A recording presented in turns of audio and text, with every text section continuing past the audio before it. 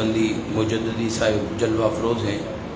چند لمحات کے بعد انشاءاللہ تعالی آپ کا خطاب ذیشان شروع ہونے والا ہے۔ انتہائی توجہ کے ساتھ کلام الہی کو سماعت فرمائیں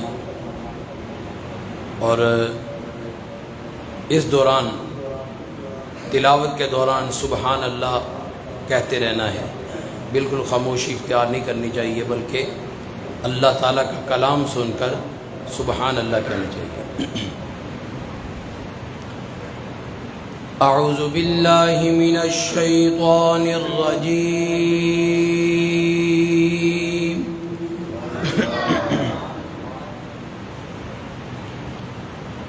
بسم اللہ الرحمن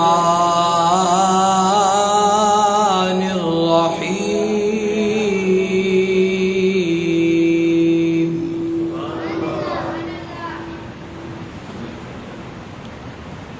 والضحى والليل إذا سجى ما ودعك ربك وما قلى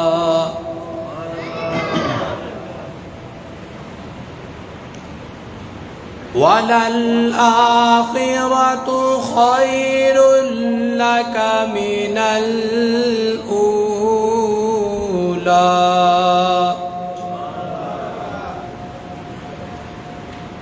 وَلَسَوْفَ يُعْطِيكَ رَبُّكَ فَتَرْضَىٰ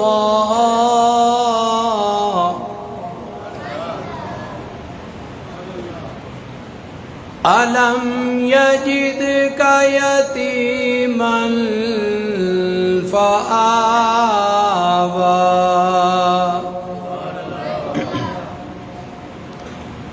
وَوَجَدَكَ ضَالًّا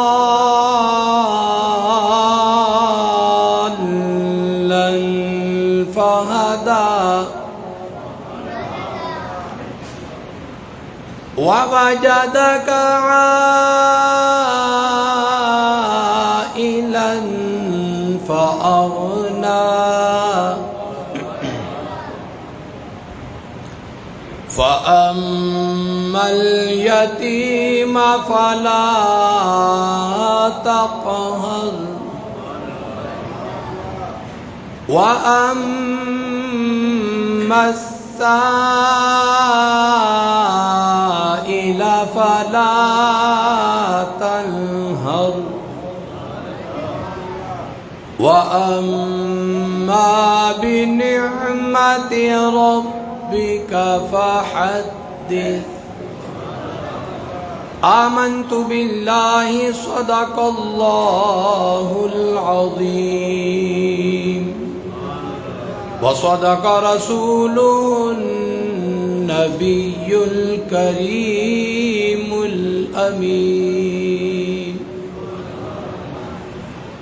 واہ کیا جود و کرم ہے شاہ بطحا تیرا، واہ کیا جود و کرم ہے شاہ بطحا تیرا، نہیں سنتا ہی نہیں مانگنے والا تیرا، نہیں سنتا ہی نہیں مانگنے والا تیرا۔ میں تو مالک ہی کہوں گا کہ ہو مالک کے حبیب، میں تو مالک ہی کہوں گا کہ ہو مالک کے حبیب، یعنی محبوب و محب میں نہیں میرا تیرا۔ تو جو چاہے تو ابھی میل میرے دل کے دلے یا رسول اللہ یا حبیب اللہ، تو جو چاہے تو ابھی میل میرے دل کے دلے کہ خدا دل نہیں کرتا کبھی میلا تیرا۔ نعت پاک مصطفیٰ صلی اللہ علیہ وسلم کے لیے دعوت پیش کرتا ہوں۔ جناب مولانا قاری محمد محسن عطاری صاحب تشریف لائیں، حضور کی بارگاہ میں ہدیہ عقیدت و محبت پیش کریں، با آواز بلند درود پاک پڑھیے۔ صلی اللہ علیہ یا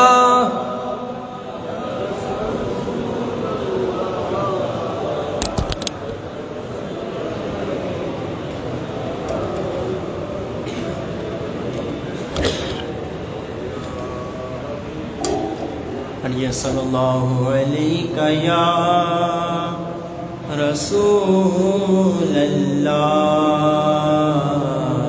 وسلم علیک یا حبیب اللہ۔ دل میں کسی کو اور بسایا نہ جائے گا، دل میں کسی کو اور بسایا نہ جائے گا، دل میں کسی کو اور بسایا نہ جائے گا، ذکر رسول پاک بھلایا نہ جائے گا، ذکر رسول پاک بھلایا نہ جائے گا، وہ خود ہی جان لیں گے جتایا نہ جائے گا، وہ خود ہی جان لیں گے جتایا نہ جائے گا، ہم سے تو اپنا حال سنایا نہ جائے گا، ہم سے تو اپنا حال سنایا نہ جائے گا، روشن ہے ان کے دم سے فراقِ چراغ عشق، یہ وہ چراغ ہے جو بجھایا نہ جائے گا، یہ وہ چراغ ہے جو بجھایا نہ جائے گا، اور ہم کو جزا ملے گی محمد کے عشق کی۔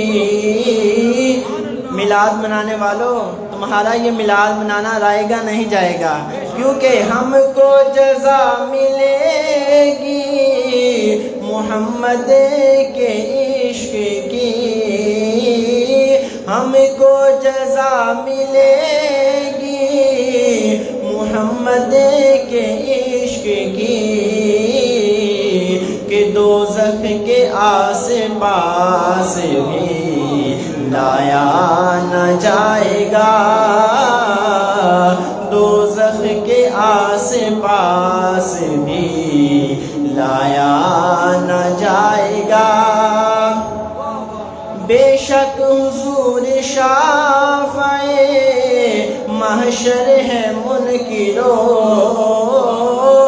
بے شک حضور شافع محشر ہے منکروں، کیا ان کے سامنے تمہیں لایا نہ جائے گا، کیا ان کے سامنے تمہیں لایا نہ جائے گا، اور کہتے تھے یہ بلال کفر کے تشدد پر، کہتے تھے یہ بلال تشدد پہ کفر کے،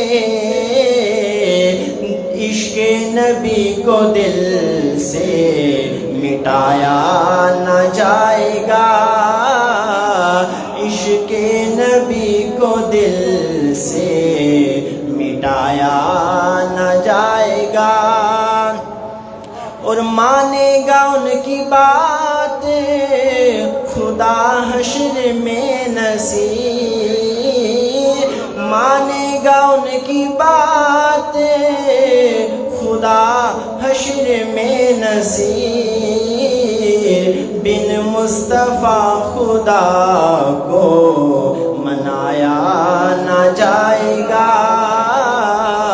بن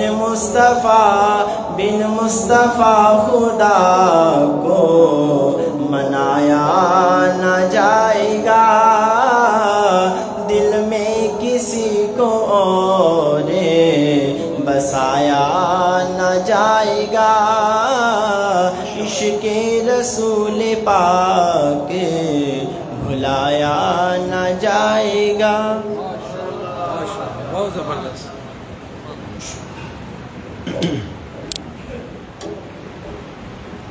حضرات ذی وقار مولانا شاہ احمد رضا رحمۃ اللہ تعالی فرماتے ہیں، فرمایا عرش حق ہے مسند رفعت رسول اللہ کی، عرش حق ہے مسند رفعت رسول اللہ کی، دیکھنی ہے حشر میں عزت رسول اللہ کی۔ جس نے حساب و کتاب دینے جانا ہے حشر میں وہ تو سبحان اللہ نہ کہے، کیونکہ حشر میں تو حساب و کتاب تو ہونا ہے مگر ہر ایک کا نہیں ہونا، یہ بھی یاد رکھیں۔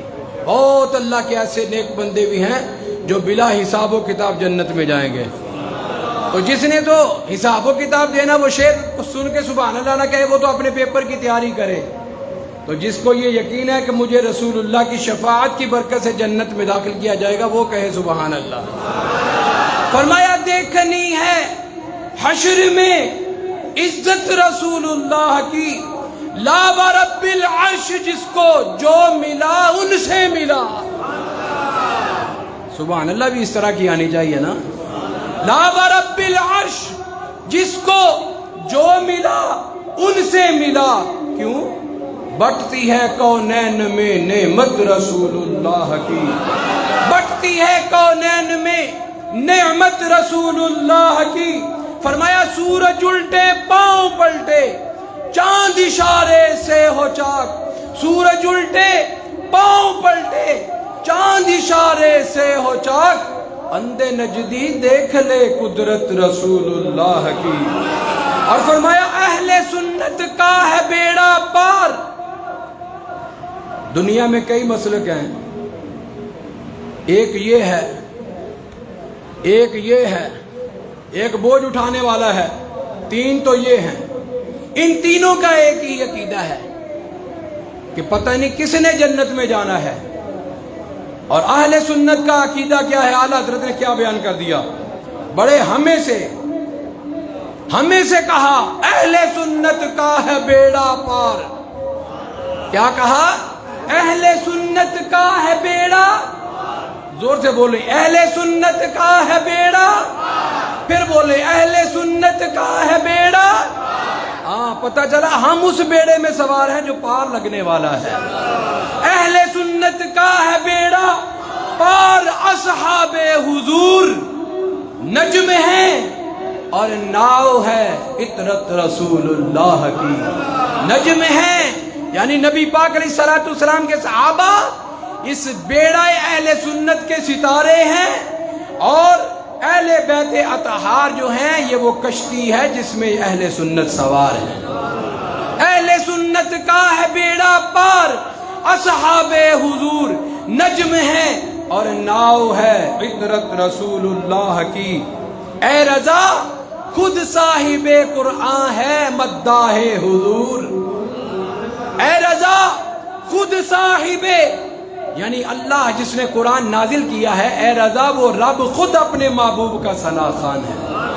اے رضا خود صاحب قرآن ہے مداح حضور، تجھ سے کب ممکن ہے پھر مدحت رسول اللہ کی۔ حضرات ذی وقار بلا تاخیر عالم نبیل فاضل جلیل استاذ العلماء حضرت علامہ مولانا مفتی محمد امین نقشبندی مجددی صاحب اپنے خطاب ذیشان سے ہمارے قلوب و اذہان کو منور فرماتے ہیں۔ زوردار نعرہ کے ساتھ حضرت کا استقبال کیجئے، نعرہ تکبیر۔ یہ جو نعرہ ہوتا ہے نا آخر میں خطاب سے پہلے، یہ نعرہ اس زور سے لگایا کریں کہ ہمارے عالم دین کا دل خوش ہو جائے۔ آپ کی زیارت کر کے وہ خوش ہوتے ہیں، مگر یہ جو نعرہ ہے نا زوردار نعرہ، یہ بندے کو بیان کرنے پر تیار کر دیتا ہے، کیونکہ پتہ ہوتا ہے مجمع سننے کے لیے بیٹھا ہے۔ اگر نعرہ میں کہوں نعرہ تکبیر عالم دین سمجھتے ہیں یار یہ تو ابھی بھی نیند میں ہے، کیا ان کو سنائیں؟ زوردار نعرے سے جواب دیجئے، نعرہ تکبیر، نعرہ رسالت، نعرہ رسالت، جشن عید میلاد النبی، سرکار کی آمد، سرکار کی آمد، نبی کا میلاد، ہاں زور سے، نبی کا میلاد، منکر میلاد روتا رہے گا، رو رہا ہے، روتا تھا رو رہا ہے، روتا رہے گا. سمجھ گئے آپ؟ روتا تھا رو رہا ہے اور روتا رہے گا. علماء حق اہل سنت، حضور قبلہ مفتی صاحب،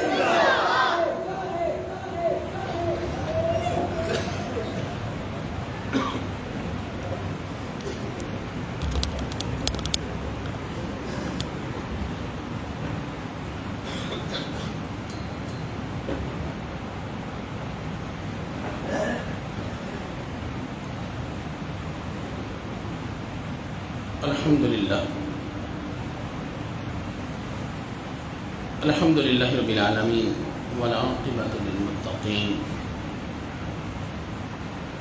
والصلاة والسلام علی سید المرسلین وعلی آلہ واصحابہ اجمعین. اما بعد فاعوذ باللہ من الشیطان الرجیم. بسم اللہ الرحمن الرحیم. قل هل يستوي الذين يعلمون والذين لا يعلمون. سبحان الله. آمنت بالله صدق الله العظيم وصدق رسوله النبي الكريم الأمين. إن الله وملائكته يصلون على النبي يا أيها الذين آمنوا صلوا عليه وسلموا تسليما. الصلاة والسلام عليك يا سيدي يا رسول الله وعلى آلك وصحبك يا سيدي يا حبيب الله. الصلاة والسلام عليك يا شفيع المذنبين وعلى آلك وأصحابك يا رحمة للعالمين. دروشی محبت سے پڑھیں. الصلاة والسلام عليك يا شفيع المذنبين وعلى آلك وأصحابك يا رحمة للعالمين. علیہ السلام کی حدیث سے بات فرما لیں. حضور علیہ السلام نے ارشاد فرمایا جون سا شخص ایک مرتبہ مجھ پر درود پڑھتا ہے اللہ تبارک و تعالی اس پر 10 رحمتوں کا نزول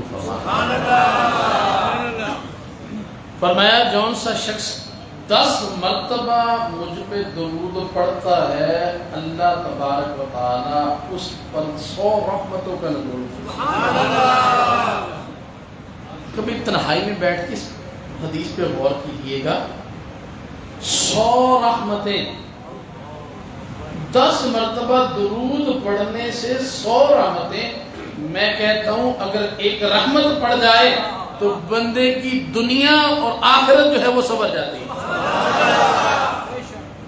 تو 100 رحمتیں کتنی مرتبہ درود پڑھا؟ 10 مرتبہ. علیہ السلام کی حدیث ہے حضور صلی اللہ علیہ وسلم نے ارشاد فرمایا تھوڑی سی اور محنت کر لے. فرمایا اگر 100 مرتبہ درود مجھ پہ پڑھ لے گا فرمایا اللہ تبارک و تعالیٰ اس کی دونوں آنکھوں کے درمیان لکھ لیتا ہے یہ بندہ جہنم سے بھی آزاد ہے، نفاق سے بھی آزاد ہے. نعرہ تکبیر، نعرہ رسالت، نعرہ حیدری، نعرہ تحقیق. فرمایا 100 مرتبہ. تو یہ ربیع الاول کا مہینہ ہے تو چلتے پھرتے حضور کی بارگاہ میں درود پڑھیں. فرمایا جون سا شخص 100 مرتبہ مجھ پہ درود پڑھتا ہے یہ اس کی جو پیشانی ہے اس پر لکھ دیا جاتا ہے یہ بندہ جہنم سے بھی آزاد ہے، یہ نفاق سے بھی آزاد ہے. اور یہی بات نہیں فرمایا کل قیامت والے دن جب یہ اٹھے گا نا اسے شہیدوں کے ساتھ اٹھایا جائے گا. کیا کیا ہے بھائی؟ کیا کیا ہے؟ صرف 100 مرتبہ حضور کی بارگاہ میں درود پڑھا۔ اس لیے حضور علیہ الصلوۃ والسلام پر درود و سلام جو ہے وہ بلند آواز کے ساتھ جاگ کر اور حضور کی طرف توجہ کر کے پڑھ جاتا ہے۔ توجہ علیہ الصلوۃ والسلام سنتے ہیں، جواب بھی عطا فرماتے ہیں۔ اب یہ پڑھنے والے کا کیا انداز ہے، اس انداز کے ساتھ ہی ہوتا ہے۔ اگر جو ہے وہ آپ توجہ کر کے حضور کی بارگاہ میں درود و سلام پڑھتے ہیں تو پھر علیہ الصلوۃ والسلام بھی ڈائریکٹ جواب عطا فرماتے ہیں۔ معزز و مکرم سامعین کرام، پیر طریقت رہبر شریعت پیر برہان الحق ہاشمی صاحب دامت برکاتہ القدسیہ اور پیر طریقت رہبر شریعت پیر حسن ہاشمی صاحب دامت برکاتہ القدسیہ اور معزز سامعین کرام، یہ جگہ ایسی ہے کہ جب ہم یہاں پہ آتے ہیں تو حقیقت ہے کہ دل جو ہے وہ باغ باغ ہو جاتا ہے۔ آپ کی محبتیں دیکھ کر، قبلہ ہاشمی صاحب کی محبتیں دیکھ کر اور ان کی محنت دیکھ کر حقیقت ہے دل خوش ہو جاتا ہے۔ صبح کے وقت اور پھر مقامی علماء کو میں دعوے سے کہہ سکتا ہوں کہ گوجرے میں کوئی اتنا بڑا اجتماع مقامی عالم کو سننے کے لیے نہیں آتا۔ ہاں جمعے میں ہمارے اجتماع ہوتے ہیں، مسجدیں بھری ہوتی ہیں، لیکن اگر کہیں اور بیان رکھا جائے اتنے لوگ جو ہیں مقامی بندے کو سننے کے لیے نہیں آتے۔ یہ میں کہتا ہوں ہاشمی صاحب کی کرامت ہے کہ اتنے لوگ جو ہیں وہ سننے کے لیے ایک مقامی عالم کو جو ہے وہ آتے ہیں۔ تو آج جو ہے وہ میں نے انہی کی فضیلتیں بیان کرنی ہیں، آپ نے اس کو سماعت کرنا ہے۔ اللہ تبارک تعالیٰ نے قرآن مجید فرقان حمید میں ارشاد فرمایا، قل هل يستوي الذين يعلمون والذين لا يعلمون۔ فرمایا اے محبوب علیہ السلام آپ فرما دیں، قل آپ فرما دیجیے، هل يستوي الذين يعلمون والذين لا يعلمون، فرمایا جو علم والے ہیں اور جو جاہل ہیں کیا یہ برابر ہو سکتے ہیں؟ یہ برابر نہیں ہو سکتے، یہ برابر نہیں ہو سکتے۔ یہ پکی بات ہے، یہ قرآن کا فیصلہ ہے۔ جو علم والے ہیں اور جو جاہل ہیں، جو علم والے نہیں ہیں، یہ برابر نہیں ہو سکتے۔ آج میرا موضوع ہے علم کی فضیلت اور ساتھ ساتھ علماء کی فضیلت۔ سامعین محترم علیہ السلام کی حدیث ہے، حضور صلی اللہ علیہ وسلم نے ارشاد فرمایا، اللہ تبارک و تعالی جس سے خیر کا بلائی کا ارادہ فرماتا ہے، جس سے بھی بلائی کا ارادہ فرماتا ہے، فرمایا اللہ تبارک و تعالی اسے دین کی سمجھ عطا فرما دیتا ہے۔ اس حدیث کے راوی پتہ کون ہے؟ راوی بھی بتا دوں، اس کے راوی حضرت امیر معاویہ رضی اللہ تعالیٰ عنہ ہیں۔ آج کل لوگ بات جو ہیں آپ کی ذات پہ بڑے اعتراضات کرتے ہیں اس حدیث کے۔ میں کہتا ہوں جتنے مولوی ہیں، جتنے عالم ہیں، جتنے مشائخ ہیں، انہیں اگر فضیلت ملتی ہے تو اس حدیث سے ملتی ہے، اس حدیث سے ملتی ہے جس حدیث کے راوی جو ہیں حضرت امیر معاویہ رضی اللہ تعالیٰ عنہ۔ آپ راوی ہیں، آپ فرماتے ہیں کہ علیہ السلام نے ارشاد فرمایا، اللہ تبارک و تعالیٰ جس سے بلائی کا ارادہ کرتا ہے اسے دین کی سمجھ عطا فرماتا ہے۔ اور فرمایا آگے بھی سن لو، علیہ السلام نے ارشاد فرمایا یہ جو کچھ میں عطا کر رہا ہوں، فرمایا یہ اللہ مجھے عطا فرماتا جاتا ہے، میں آگے تقسیم فرماتا جاتا ہوں۔ فرمایا یہ جو کچھ بھی میں تقسیم کر رہا ہوں، یہ علم کی خیرات ہے، یہ رزق کی خیرات ہے، جو کچھ ہمیں ملتا ہے یہ حضور کا صدقہ ہی ہے۔ فرمایا میں آگے تقسیم کرتا ہوں اور اللہ جو ہے وہ مجھے عطا فرماتا جاتا ہے۔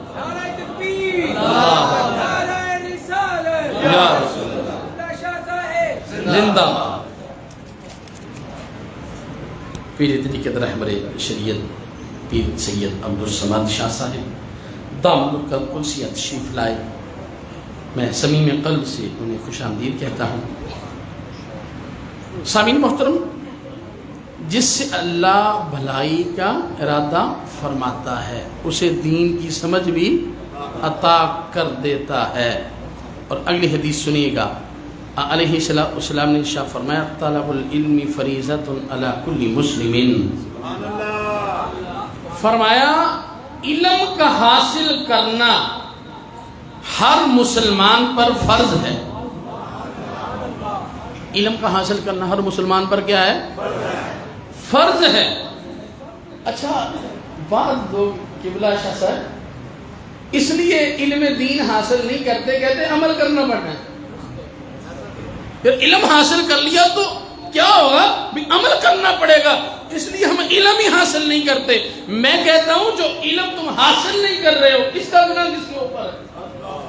قیامت والے دن تجھے یہ پوچھا جائے گا کہ تو نے علم حاصل کیوں نہیں کیا، اور علم حاصل کرنے کے بعد پھر اس میں عمل کیوں نہیں کیا. تو بھائی یہ جو تم علم حاصل اس لیے نہیں کرتے کہ تمہیں عمل کرنا پڑے گا، جو علم حاصل نہیں کرتے اس کا گناہ کس کے اوپر ہے؟ ہر مسلمان مرد اور عورت کو جو ہے علم کا حاصل کرنا کیا ہے؟ علم دین کا حاصل کرنا فرض ہے. وہ علم دین کتنا حاصل کرے، کتنا حاصل کرے، کیا جو ہے وہ اسے جو ہے وہ حدیث جو ہے، اصول حدیث جو ہے وہ بھی پڑھنے پڑیں گے، اصول فقہ بھی اسے پڑھنی پڑیں گی، علم منطق، علم بلاغت، یہ سارے علوم جو ہیں اس پر پڑھنا ہر آدمی پر فرض ہے؟ نہیں، ہر آدمی پر جو ہے سارے علوم پڑھنا فرض نہیں ہے، لیکن ہر عالم پر جو اس کی ضروریات دین ہیں، یعنی جو عمل وہ کر رہا ہے، نماز پڑھتا ہے، نماز کے مسائل اس پر جو ہے وہ سیکھنا لازم ہے. تجارت کرتا ہے، تجارت کے مسائل جو ہیں اس کے اوپر سیکھنا جو ہے وہ فرض ہے. اس کے بعد جو ہے اس کا نکاح ہوتا ہے، شادی کے جو مسائل ہیں اس کا سیکھنا جو ہے اس پر لازم ہے. معاملات جو ہیں، عبادات جو ہیں، ان کے مسائل جو ہیں ہر بندے پر سیکھنا لازم ہے. اگر نہیں پڑھتا، وہ سیکھتا نہیں ہے، اس کا مطالعہ نہیں کرتا، کسی استاد کے پاس جا کر نہیں پڑھتا، تو سامعین محترم وہ فرض چھوڑ رہا ہے، وہ گناہ گار. یہ بات ذہن سے نکال دیں کہ بھئی ہمیں جو ہے وہ علم حاصل کر لیا تو عمل کرنا پڑے گا. اور بھئی آپ سے یہ پوچھا جائے گا قیامت والے دن کہ تو نے علم حاصل کیوں نہیں کیا تھا، تو جہالت میں رہا، تو دین سے دور رہا، تو بغیر علم کے تو عمل کیسے ہو سکتا ہے؟ پہلے آپ علم حاصل کریں گے، پھر اس پر کیا کریں گے؟ عمل بھی کریں گے. تو سامعین محترم، علم حاصل کرنے کا کتنا فائدہ ہے. میرے آقا علیہ السلام کی حدیث سنیے گا. حضور علیہ السلام نے ارشاد فرمایا جون سا بندہ طلب علم کے لیے چلتا ہے، فرمایا وہ جنت کے راستے پر چل رہا ہوتا ہے.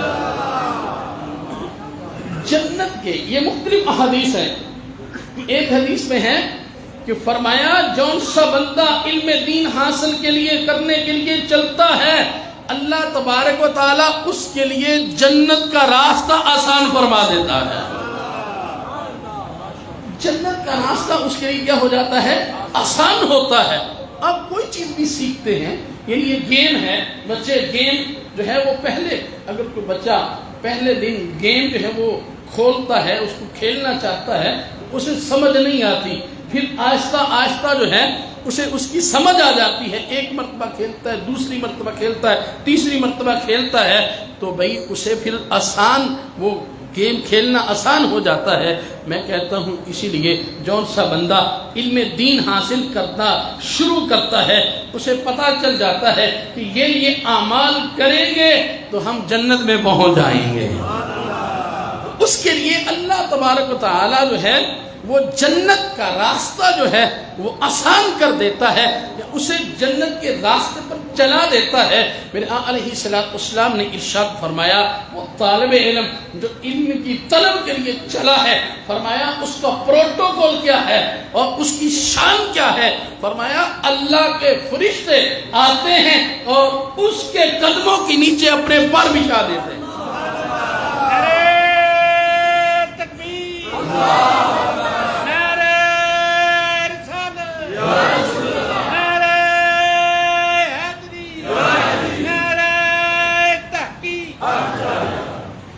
بھئی وہ کتنی اس کی عزت ہے.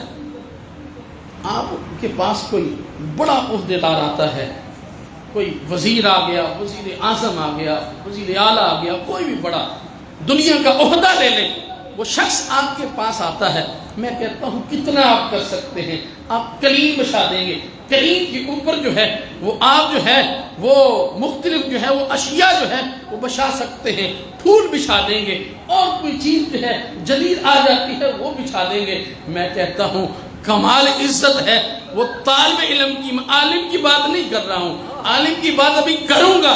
ابھی تو وہ ہے جو گھر سے نکلا ہے الف با پڑھنے کے لیے، یہ اس کی عزت ہے، یہ اس کی رسپیکٹ ہے کہ اللہ کے فرشتے جو ہے وہ اس کے قدموں کے نیچے جو ہے وہ اپنے پر بچھا دیتے ہیں.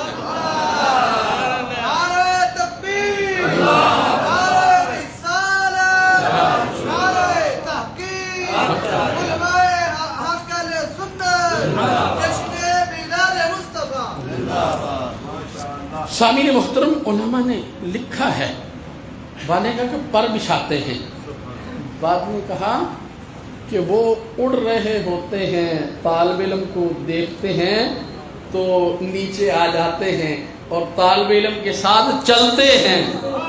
جہاں وہ چلتا ہے وہ طالب علم کے ساتھ ساتھ اس کو ساتھ لے کر جاتے ہیں، اسے پروٹوکول دیتے ہیں. اور بعض علماء نے اس کی شرح میں یہ بھی لکھا کہ وہ اس طالب علم کی مدد بھی کرتے ہیں، وہ طالب علم کی مدد کرتے ہیں.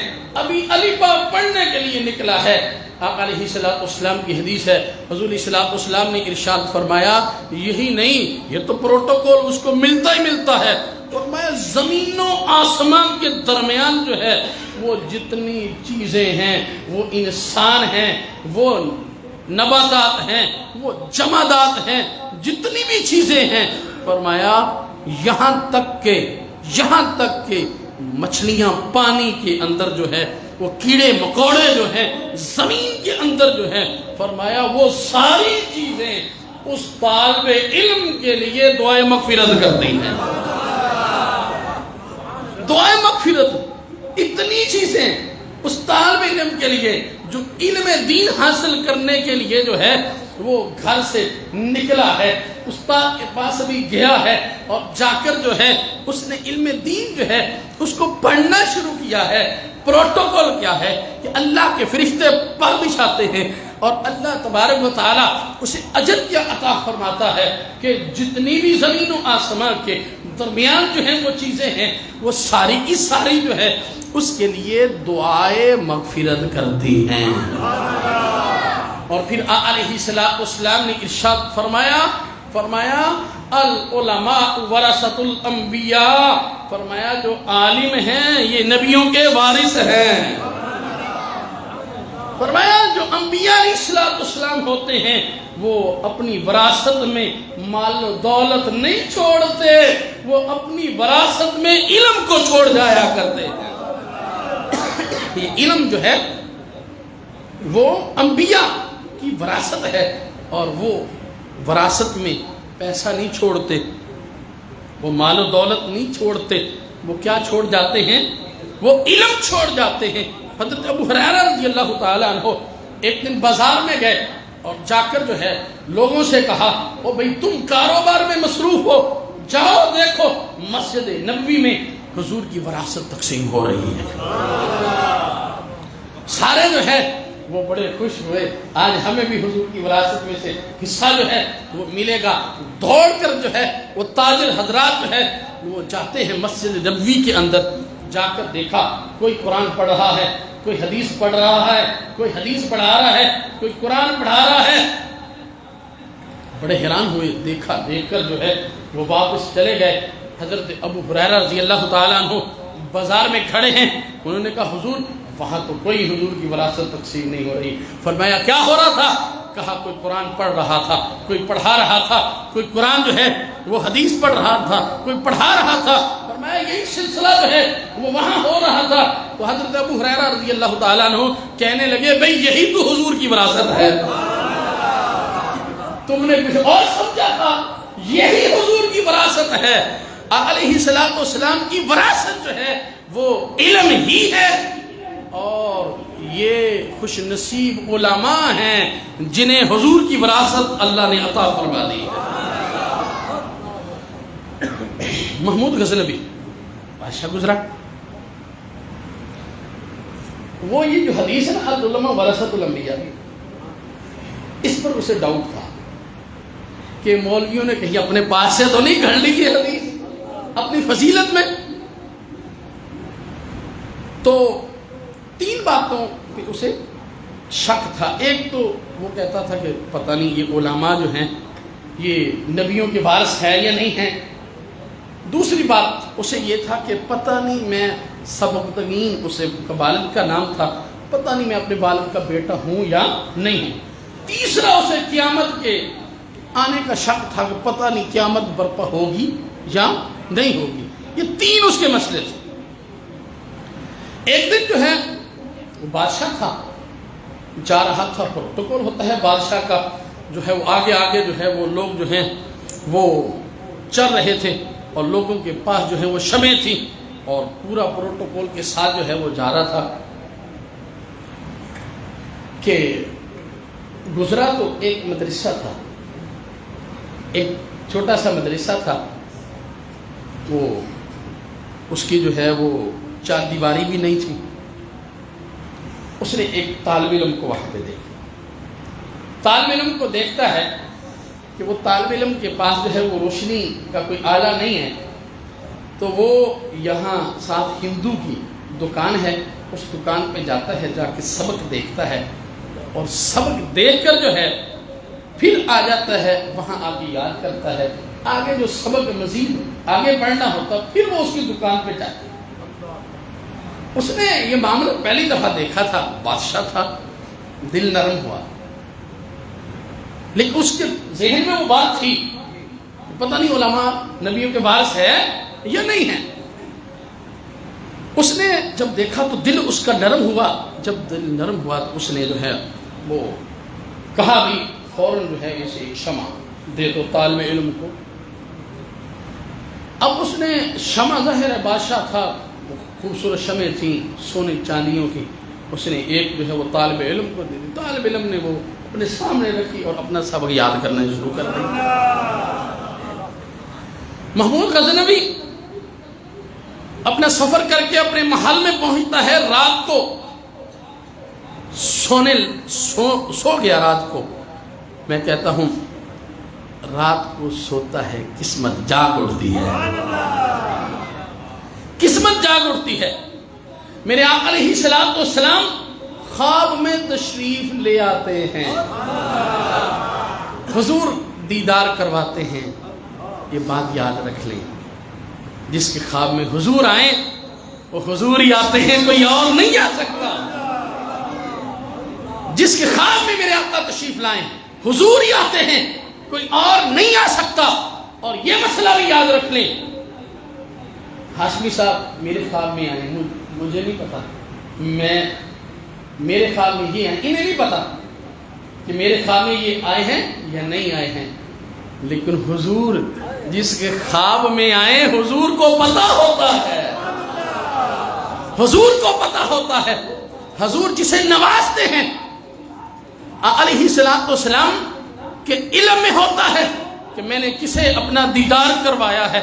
اور اگلی بات بھی سن لیں، حضور اگر خواب میں کچھ عطا کر دیں، ہمیں کوئی لاکھوں روپے کروڑوں روپے بھی دے دینا، تو صبح ہم فارغ کے فارغ ہی ہوتے ہیں، ہمارے پاس کچھ بھی نہیں ہوتا۔ خواب میں ہم بہت امیر بن چکے ہوتے ہیں، بڑے جو ہیں وہ ملوں کے مالک بن چکے ہوتے ہیں، لیکن حضور اگر کسی کو عطا فرمائیں، نہیں تو امام بصیری سے پوچھ لیں وہ چادر کہاں سے آئی تھی۔ حضور اگر کسی کو کچھ عطا فرمائیں تو حضور ہی اسے وہ چیز اسے عطا فرماتے ہیں، اسے ملتی ہے۔ اور یہ بھی یاد رکھ لیں، میرے آقا علیہ السلام اگر کسی کے خواب میں آئیں تو حضور نے فرمایا اور جس کے خواب میں آتا ہوں پھر جاگتے بھی اسے اپنا دیدار کرواتا ہوں، فرمایا پھر جاگتے بھی دیدار کرواتا ہوں خواب میں جب آتا ہوں۔ تو محمود غزنوی حضور اس کے خواب میں تشریف لائے،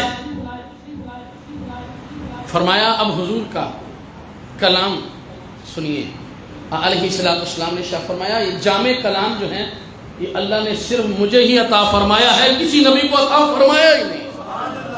جامع کلام یعنی جامع کلام کیا ہوتا ہے؟ چند الفاظ ہو, اس کے معنی جو ہیں وہ کثیر. آپ یہ چند الفاظ میں کہہ رہا ہوں, انما الاعمال بالنیات. اس حدیث پہ آپ ہزاروں کتابیں لکھ سکتے ہیں, ہزاروں. صبح سے لے کر شام تک جو آپ کام کرتے ہیں انما الاعمال بالنیات, عملوں کا دار و مدار نیتوں پر ہے. تو علیہ السلام کا کلام جامع کلام ہوتا ہے.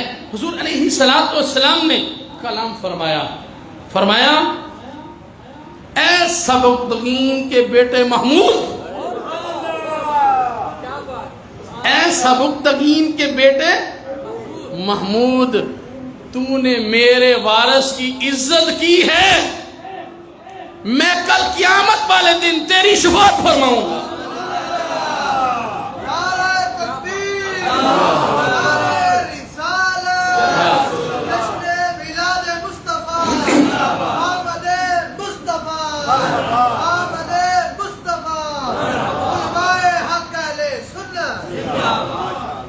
الفاظ پہ غور کیجئے گا. 3 مسئلے اس کے بادشاہ کے ذہن میں تھے, اسے ڈاؤٹ تھا, پتہ نہیں علماء نبیوں کے وارث ہیں یا نہیں ہیں. علماء نے اپنے پاس سے حدیث کر لی ہے اپنی شان میں. دوسرا مسئلہ اسے کیا تھا, پتہ نہیں میرا والد سبکتگین ہے یا نہیں ہے.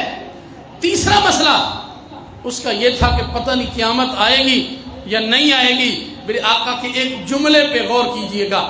علیہ السلام نے ارشاد فرمایا اے سبکتگین کے بیٹے محمود, بات ختم کر دی, تو سبکتگین کا ہی بیٹا ہے.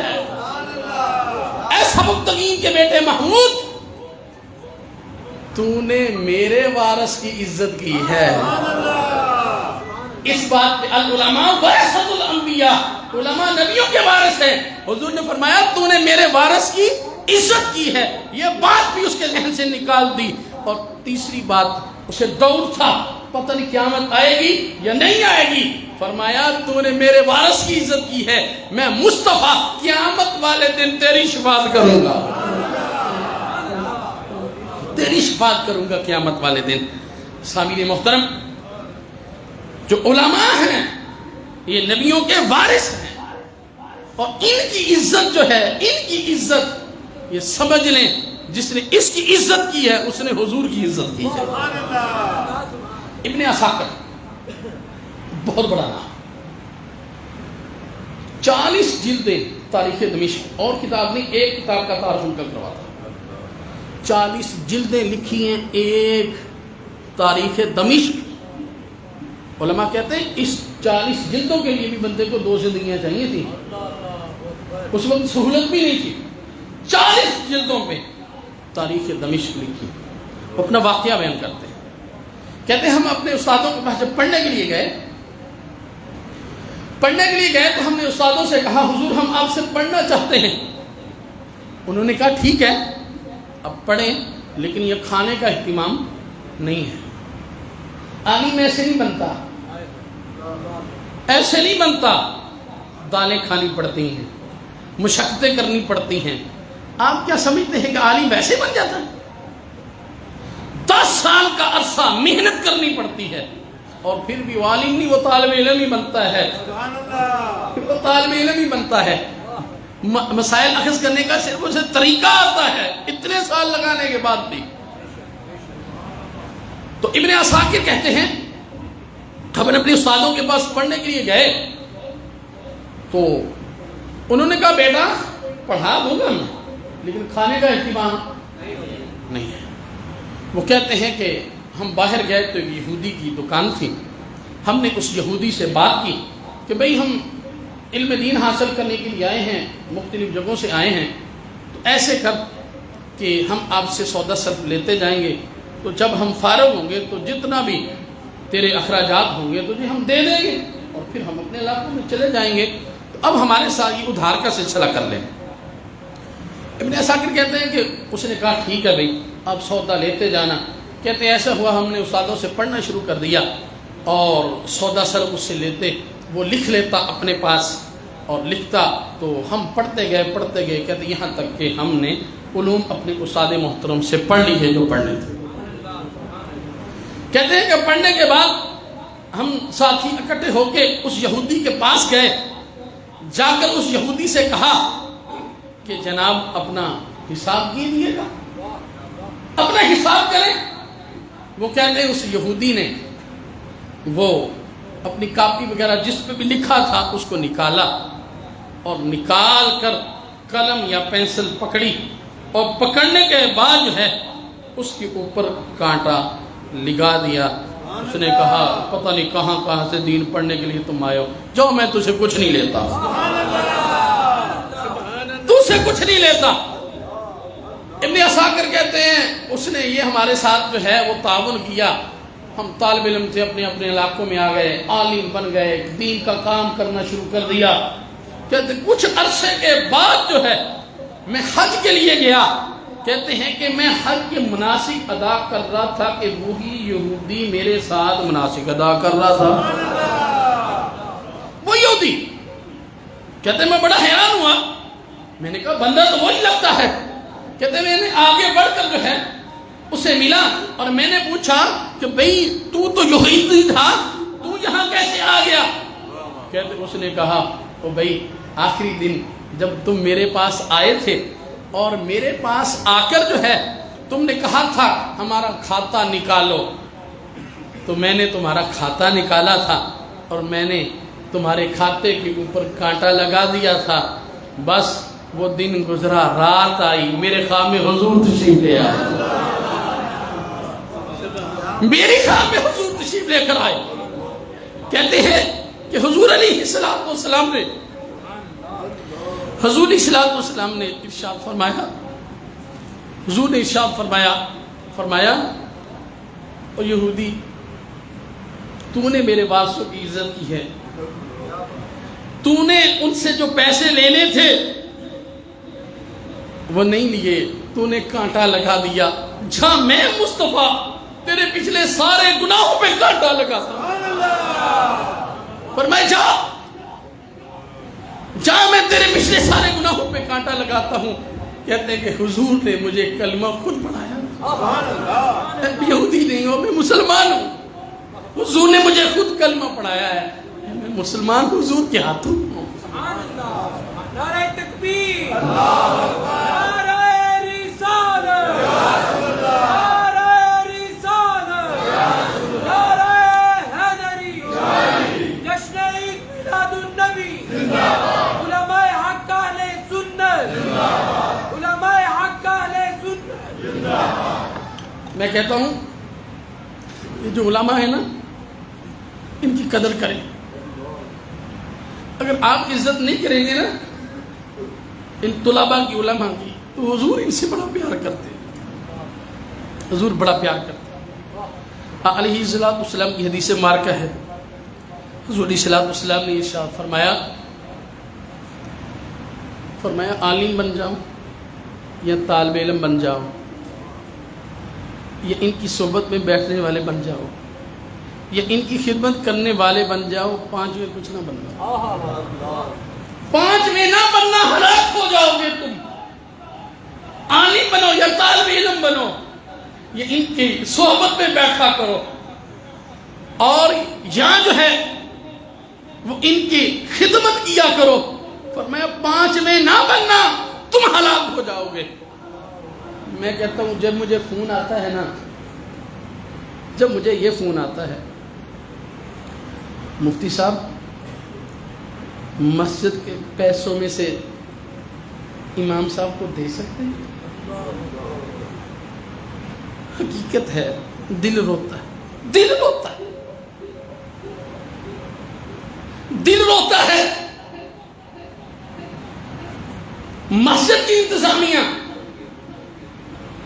کروڑوں روپے جو ہیں, کروڑوں روپے مسجد پہ لگا دیتی ہیں, لیکن امام کا وہی کمرہ ہوتا ہے اور اس کی عجیب و غریب حالت ہوتی ہے,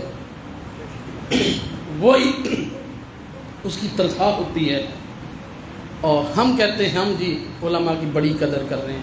میں کہتا ہوں 20-25 ہزار میں آج کوئی بندہ گزارا کر کے تو دکھائے, اور وہ سارا سال قیامت والے دن یاد رکھ لیں, جتنے بھی منتظم مساجد کے یہاں پہ بیٹھے ہیں, قیامت والے دن تمہارا گریبان ہوگا, علماء کا ہاتھ ہوگا. حقیقت کہہ رہا ہوں میں, قیامت والے دن آپ سے پوچھا جائے گا. سب سے بڑا مصرف یاد رکھ لیں, سب سے بڑا مصرف تمہاری مسجد کے پیسوں کا امام ہے. اگر امام نہ ہو بتاؤ تمہاری مسجد کی یہ رونق رہے, یہ جتنی رونقیں ہیں مسجد کی, جتنی رونقیں ہیں, جتنی بہاریں ہیں, یہ صرف اور صرف عالم دین کی وجہ سے. دل کھول کے خدمت کیا کریں. وہ الگ بات ہے کہ حضور نوازتے ہیں, وہ نوازتے ہیں کیونکہ تقسیم حضور کرتے ہیں, لیکن بھئی آپ بھی اپنا حصہ ڈالیں, ورنہ قیامت والے دن آپ سے پوچھا جائے گا اس کے بارے میں. بھئی آپ کے دل میں بھی آ رہا ہوگا کہ ہم بھی عالم بن جائیں, ہم بھی کیا بن جائیں, عالم بن جائیں. آئیے حضور کی حدیث سنیے گا. علیہ السلام کی حدیث ہے, حضور علیہ السلام نے ارشاد فرمایا, جون سا شخص 40 احادیث یاد کر لے, جون سا شخص 40 احادیث یاد کر لے, علیہ السلام نے ارشاد فرمایا وہ بندہ قبر سے عالم اٹھے گا, عالموں میں اسے اٹھایا جائے گا. اور یہی نہیں بلکہ فرمایا اس نے 40 احادیث کو یاد کر لیا, فرمایا میں مصطفیٰ قیامت والے دن اس کی شفاعت فرماؤں گا. آج سے ہر بندہ ارادہ کر لے, ہر بندہ ارادہ کر لے کہ میں نے جو ہے وہ 40 احادیث کو کیا کرنا ہے, یاد کرنا ہے. اب شروع کر دیں گے. میں کہتا ہوں شروع کرنے کے فائدے سمجھ لیں, شروع کرنے کے. حضور صلی اللہ علیہ وسلم کی حدیث مبارکہ ہے, علیہ السلام نے ارشاد فرمایا جون سا بندہ علم دین حاصل کرنا شروع کرتا ہے, اللہ تبارک و تعالیٰ اس کے پچھلے سارے گناہوں کو معاف فرما دیتا ہے. ابھی آپ نے ارادہ کیا ہے, علی باش پڑھنا شروع کیا ہے, عالم نہیں بنے تو آقا علیہ السلام نے ارشاد فرمایا اللہ تبارک و تعالی اس کے پچھلے سارے گناہوں کو جو ہے کیا کر دیتا ہے, معاف کر دیتا ہے. اور یہاں تک کہ اگر آپ اس سے آگے بڑھ گئے, آقا علیہ السلام نے ارشاد فرمایا جون سا بندہ جو ہے ایک باب علم دین کا حاصل کر لیتا ہے, آگے تھوڑا سا بڑھ گیا, اس نے ایک باب جو ہے علم دین کا حاصل کر لیا, تو علیہ السلام نے ارشاد فرمایا 1 سال نفلی عبادت کرنے سے بہتر ہے کہ وہ ایک باب علم دین کا حاصل کر لے. ایک باب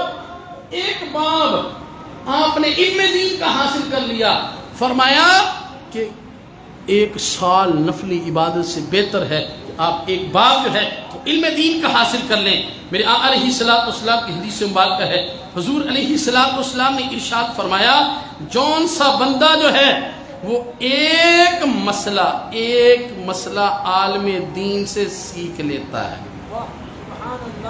ایک مسئلہ, ایک دینی مسئلہ, فرمایا وہ بھی 1 سال کی نفلی عبادت سے بہتر ہے. ایک مسئلہ آپ نے سیکھا, ایک مسئلہ سیکھ لیا کہ آپ نے وضو کس طرح کرنا ہے, کوئی مسئلہ نہیں, کوئی مسئلہ بھی ہے آپ نے وہ سیکھ لیا, تو علیہ السلام ایک مسئلہ کتنا ٹائم لگتا ہے, فرمایا آپ نے ادھر ایک مسئلہ سیکھا ہے اللہ اجر کتنا عطا فرمائے گا, فرمایا 1 سال کی نفلی عبادت کا اللہ ثواب عطا فرما دے گا. حضور نے مثالیں دینے کے باتیں کی ہیں. علیہ السلام نے ارشاد فرمایا ایک عالم کو عابد پر اس طرح فضیلت ہے, فرمایا جس طرح مجھے تم میں سے ادنا صحابی پر فضیلت حاصل ہے. عالم کو کس کے اوپر ہے, عابد پر. عابد کوئی عام سا بندہ ہے؟ اب غور تو کریں نا, یہ نہیں کہا عالم کو جاہل پر فضیلت ہے, یہ بات نہیں, بلکہ کہا کہ عالم جو ہے اس کو عابد پر. عابد کون ہے؟ عابد ہے جو پانچوں نمازیں پڑھتا ہے، جو ہے نفلی عبادات بھی کرتا ہے، وہ نفلی روزے بھی رکھتا ہے، تہجد بھی اٹھ کر پڑھتا ہے، اس پر جو عالم ہے، جس نے علم دین حاصل کیا ہے، فرمایا اس پر اس طرح فضیلت حاصل ہے جس طرح حضور نے فرمایا اے صحابہ تم میں سے ادنا صحابی ہے اور میری فضیلت اس کی اور میری فضیلت جیسے میں اس پر فضیلت رکھتا ہوں، فرمایا اس طرح عالم جو ہے وہ عابد پہ فضیلت رکھتا ہے۔ اور اگلی حدیث بھی سنیے گا، میں کہتا ہوں حضور نے مثالیں دے دے کے سمجھایا ہے، مثالیں دے دے کر فرمایا عالم کو عابد پر اس طرح فضیلت حاصل ہے، فرمایا جس طرح چاند کو ستاروں پر فضیلت حاصل ہے۔ علماء نے اس پر بڑا کلام کیا ہے، میرے 3 منٹ رہ گئے تو بس میں آخری لمحے میں ہوں۔ علماء نے اس پہ بڑا کلام کیا ہے لیکن میں مختصر کر رہا ہوں۔ عالم کو عابد پہ اس طرح فضیلت ہے، فرمایا جس طرح چاند جو ہے چاند کو ستاروں پر فضیلت حاصل ہے۔ چاند کے ساتھ تشبیہ کیوں دی، سورج کے ساتھ کیوں نہیں دی؟